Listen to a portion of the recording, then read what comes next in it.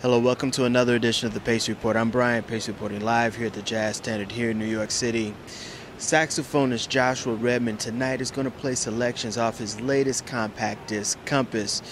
This CD is really different because this is the first time he's played with two drummers and two basses. Well, tonight he's playing with his trio, and he's going to play selections from Compass as well as play both the tenor and soprano saxophone.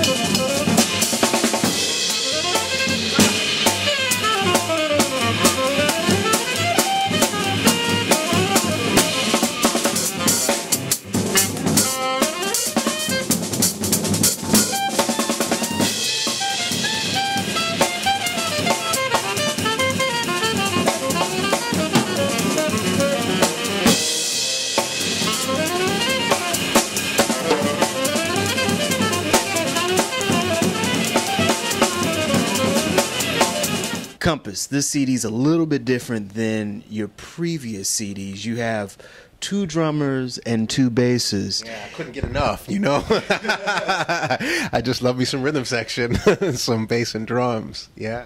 How did you go about choosing the compositions for this disc, and why did you decide to go way out on this one? Sure. Well, all of the music, almost all of it is original music, and all of my original compositions on Compass were originally written just for trio, just for saxophone, bass, and drums. And initially, that was my plan with this album, was just to record original music in different trio combinations with four of my favorite musicians, Reuben Rogers and Larry Grenadier on bass, Brian Blade and Gregory Hutchinson on drums. But I was just gonna record different songs with different combinations of those guys. The idea to play with everybody together, two basses and two drums, was an idea that occurred to me shortly before the session, maybe a month or two before.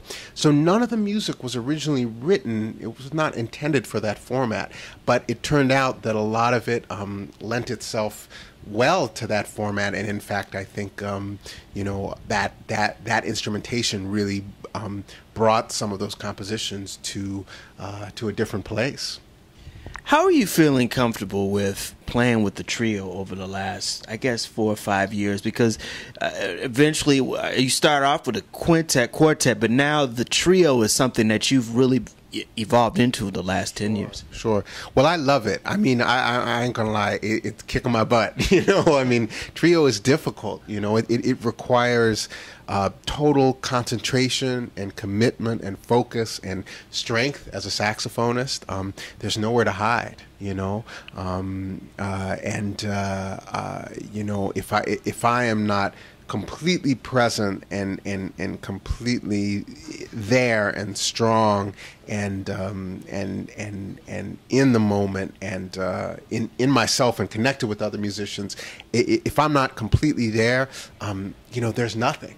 And same is true for the bassist and drummer. It's an incredibly demanding format, but it's also exhilarating. It's liberating. You know, I mean, I love piano. I love chordal instruments, and I continue to work with pianists and guitarists. And a lot of the music that I write really only works with a chordal instrument.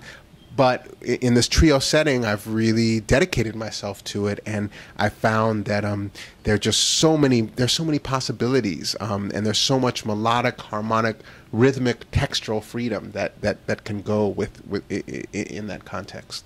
And also, too, you have really kind of matured as a soprano soloist now. I mean, you're really picking that up a little more now. I'm trying to get it together. Soprano is it's a beast, you know, and I feel I can't say I've tamed it, but I'm at least I'm in the cage with it right now, you know. It's, you know, little by little I feel like I'm starting to develop a voice on soprano, and I mean, I love the instrument, but it's just it's unrelenting. I mean, just in terms of being able to play it with a consistent sound, and to be able to play it in tune, and to have facility and evenness with it. But I've been practicing it.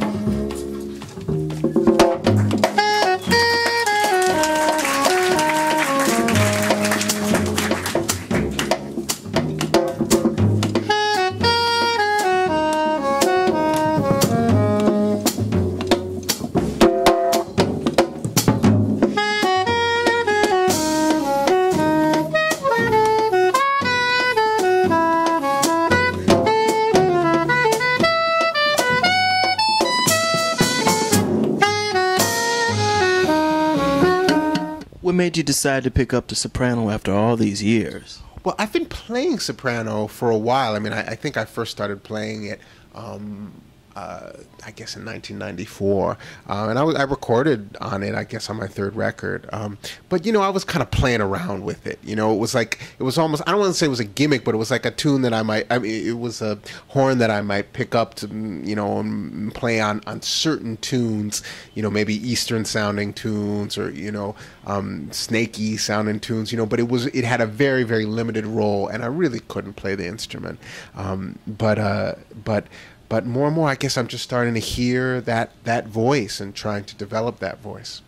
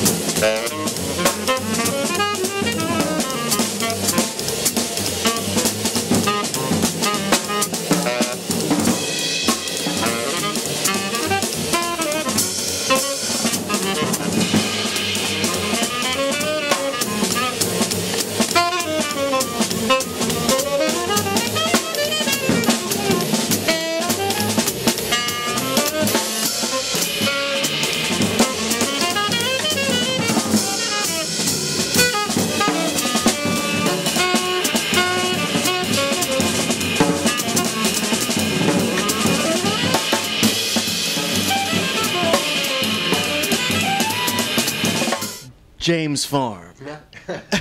This is another ensemble that I think you're very, very adamant and very passionate about. I mean, you got Aaron Parks on piano. How did this come about? Well, you know, it's one of those bands that, in a way, it just happened. You know, it wasn't something that we had been planning or thinking about for a long time. But it happened in a kind of organic and natural way. I mean, there are there's a lot of musical history and a lot of musical connections in this band. I've played with Eric Harland and Matt Penman in a variety of contexts over the years. I've played with both of them trio in the SF Jazz Collective. You know, I've played with Eric Harland with Aaron Goldberg, great pianist, friend of ours. You know, we have a lot of history together. Aaron has a tremendous history with Eric. He and Eric played in Terrence Blanchard's band together, and Aaron and Matt and Eric, they recorded on Aaron's record. They've played trio together a lot, quartet. So there's a lot of history there. Aaron and I had never played together, but I've just been a huge fan of his, and especially after Invisible Cinema came out. That album really blew me away. I mean, not just his brilliance as a pianist and as a composer, but the maturity of his voice and his vision, and the way that record from beginning to end really tells a story. You know, I think I realized what an incredible artist he is and visionary, and I just wanted to get a little be a part of that. And I realized, I think, especially with that band, that there was a real compositional opportunity, because everybody in the band is, I think, a really strong composer and thinks about composition and is trying to find a way of integrating a very song-based compositional approach with improvisational freedom that we all hold near and dear. So it's an interesting band and a fun band, very challenging band, and we just got out of the studio at the end of August, so we're in the process of putting the record together now. Excited about it. Joshua, as a father and as a musician, what keeps you motivated? What keeps you in the spirit of the music? What keeps you writing and composing and reaching forward musically? Well, I guess a number of things. I mean, first of all, I mean, I love music and I love to play, you know, and I love to listen to music. Music gives me a voice. It gives me an opportunity to express myself in ways that I think I can't. In other aspects of my life, in some ways, music makes I feel the most emotionally and spiritually free when I'm playing music. So I love it. It inspires me. It also frustrates me. I mean, I'm incredibly self-critical, so I think I'm motivated in large part out of my own criticism of myself, my frustration with my own playing, you know, motivated out of fear, you know, fear that I may never get better, that I may always sound like this. So, you know, I think I have both positive and negative motivations, but I try to keep them in balance. That'll do it again for another edition of the Pace Report. I'm Brian Pace, reporting live here at the Jazz Standard here in New York City. I'd like to personally thank the Joshua Redman Trio for their time, the hospitality, as well as the staff here at the Jazz Standard. As always, please visit my website, www.thepacereport.com, for my weekly column and my past segments. Until next time, remember, if it's in the groove, it'll make you move. Peace.